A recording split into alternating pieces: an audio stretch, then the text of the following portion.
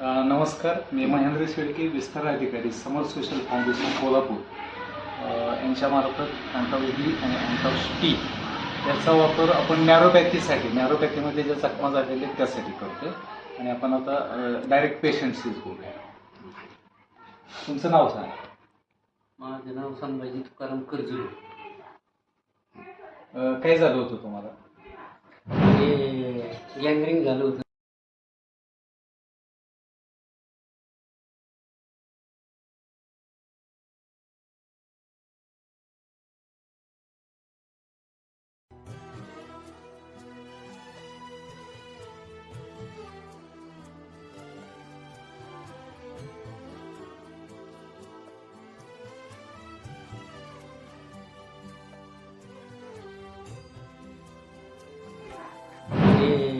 Gangrene झालं होतं. फुटकुळी आहेत ती बारीक करंगळीच्या शेजारच्या बोटाला.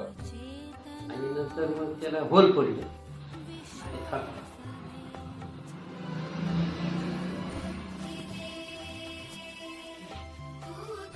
होल पडल्यानंतर होल पडल्याच्या नंतर मग ते दवाखान्यात गेलो. तर ते म्हटले होईल बरं, औषध दिले. आणि नंतर मग घरी आलो तर घरी ते काळं पडत चाललं. काळं पडल्याच्या नंतर डॉक्टरने सांगितलं ते बोट काढावं लागेल. ते बोट काढलं तर त्याच्या शेजारचे 2 काळे झाले. परत ते काढल्याच्या नंतर परत 2 काढले. 3 बोटं काढली, करगळी राहिली. परत डॉक्टरने सांगितलं की 2 बोटं काढताना त्याचे इन्स्पेक्शन झालं अंगठ्याला. तो अंगठा पण काढून टाकला. आता जखम त्यावेळी कशी होती? ज्यावेळेस कापली त्यावेळेस जखम केवढी होती? त्यावेळेस खड्डा होता. आता तो खड्डा भरून आला. तर आपल्या हातात काहीच राहतं तेवढं औषध घेऊन येतो. बरोबर औषध कामच करत. ते कसं काय ओळखायचं? ओळखीतच येत ओळखीतच येत नाही. आता तुम्हाला प्रॉब्लेम नाही. नाही. किडनीचं कशावरून वाटतंय तर माहिती का? लघवीवरून वाटतंय. लघवीला वारंवार जाणे, फेस येणे, लाल लघवी येते, लाल रक्त लघवीतून पडणे, दुसरी गोष्ट क्रिएटिन वाढणे. ते सांगितलं करायचं. काय वापरतात हे तुम्ही? डी अँटॉक्स-डी वापरतात. काय ती माहिती आहे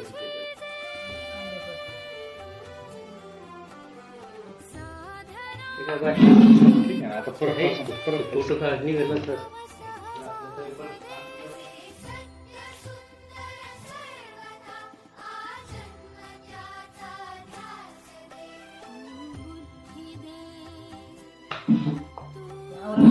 हातावर जर घेतला तर एवढं झालं. हा ना, पण आता कसं की ते योगायोगाच्या गोष्टी आहेत. त्यावेळेला त्यांना औषधच पचत नव्हतं. पद्धत पण नव्हतं आणि हे सगळं करायचं म्हटल्यावर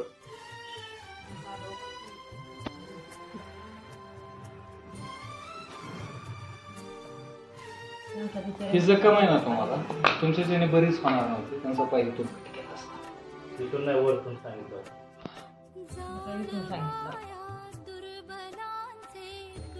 त्यांनी सांगितलं होतं जिथपर्यंत ते असेल ना तिथपर्यंत करायलाच लागणार.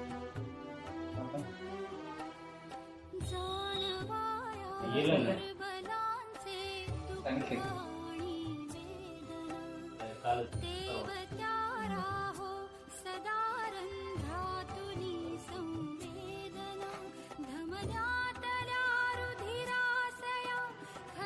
ऐकलं पाहिजे.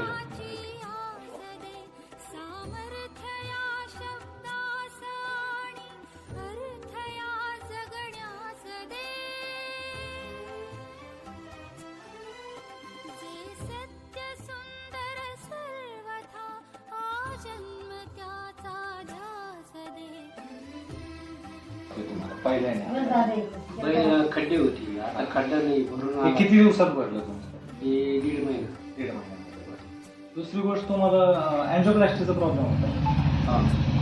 अँजिओप्लास्टीसाठी तुम्हाला HLK दिला, बरोबर? तर HLK घेण्या अगोदर तुम्हाला काय फरक पडत होता? काय पडला होता? HLKची बॉटल घ्यावी. आता हे HLK तुम्हाला दिला आपण, कारण तुम्हाला काय झालं, ब्लॉकेज ब्लॉकेजचे प्रॉब्लेम झाले होते बरोबर. तुमचं ऑपरेशन झाले का त्याचं? नाही नाही. पण ब्लॉकेज आहेत तुम्हाला. ब्लॉकिंगसाठी छातीमध्ये धडधड होत होते तुम्हाला. हे चालू केलं तुम्हाला बंद झालं. पूर्ण बंद झालं. आता रिलॅक्स वाटतं. आम्हाला आल्यानंतर त्रास होतो. आता परत आम्हाला आलेलंच नाही ना. आता ह्याच्यात होईल म्हणजे तुम्हाला तुम्हाला आता कमी झालं. नाही, कमी आता झालं. पण जरी आभाळ आलं ना तर थोडा त्रास ते होतो. थोडंसं म्हणजे आता हे पण चालू आहे आणि हे पण चालू आहे. ब्लॉकेजचा प्रॉब्लेम कमी झाला आणि तुमची जखमी झाली. चहा पण चालू. चहा. शुगरची लेवल काय चालू आहे? पहिली किती असायची पहिली 300, 350, आणि आता किती हे चालू आहे? आता 200 च्या 200चा. आता जोपर्यंत जखम बरी होत नाही ना तोपर्यंत तुमची ह्याच लेवलला आहे. जखम भरली आहे का मग ते लेवल जखम एकदा पूर्ण भरली की तुमची शुगर लेवल सुद्धा कमी होईल. इन्सुलिन वगैरे नाही. इन्सुलिन बंद झालं ना तुमचं. इन्शुरन्स नव्हतं. इन्सुलिन नव्हतं त्यामुळे गोळ्या पण तुमच्या कमी होत्या. दवाखान्यात होते insulin. मग आता- दवाखान्यात देतातच ते. देतात. पण आता गोळ्या किती टाइम चालू तुम्हाला? एकच तरी. एकच टाइम चालू ती पण गोळी बंद होऊन जाईल थोड्या दिवसात. ठीक आहे. हा बघितलं कशा पद्धतीने रिझल्ट आलाय.